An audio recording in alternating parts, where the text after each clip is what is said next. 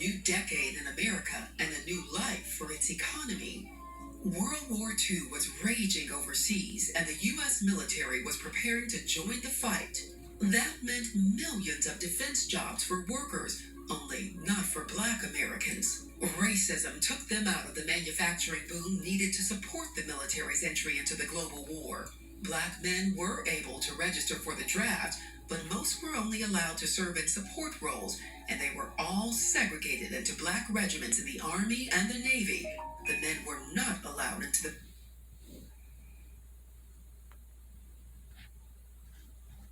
Marine Corps. Now you got to talk about the leadership of the Marine Corps at the time. Specifically, you got to talk about Thomas Holcomb. He was asked publicly if it was a choice of 250,000 blacks or 5,000 whites. His response was, I'd rather take the whites.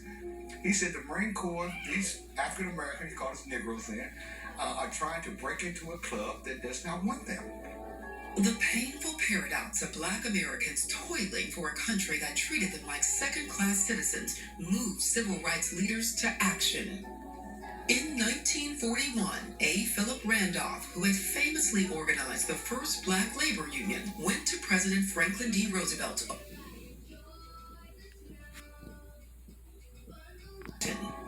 At the time, President Roosevelt was running for re-election.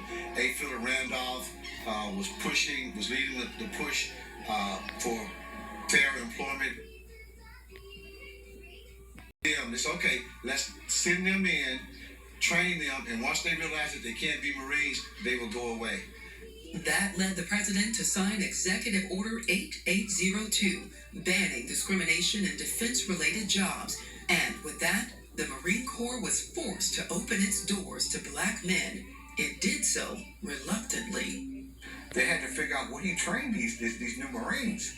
Surely you cannot send them to Marine Corps Recruit Depot San Diego with the whites, or their beloved Marine Corps Recruit Depot Paris Island in South Carolina.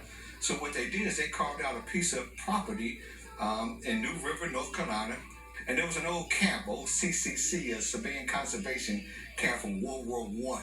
That was available. It was a dilapidated camp. It just had a couple of structures there that were in terrible condition, but it was covered by woods, and it was swampland, and it wasn't a favorable place to have a base. But they figured it would be ideal for the blacks. Camp Montford Point was built by hand by the first Marines who touched its swampy soil on a 1,600-acre tract of Camp Lejeune. You had to do all kind of construction and cleaning and cutting, the woods out and everything else. So instead of these new recruits arriving at a camp thinking I got barracks, I got training, they literally had to build the camp. They had to literally cut down trees, build a freshwater supply, build their barracks, and it was tough. And after they had to do all that, now they got to go to boot camp. So when we stopped at the main gate at Montford Point, the first thing I heard was, you get off the bus. So that was just the beginning of what was to come. That was the beginning.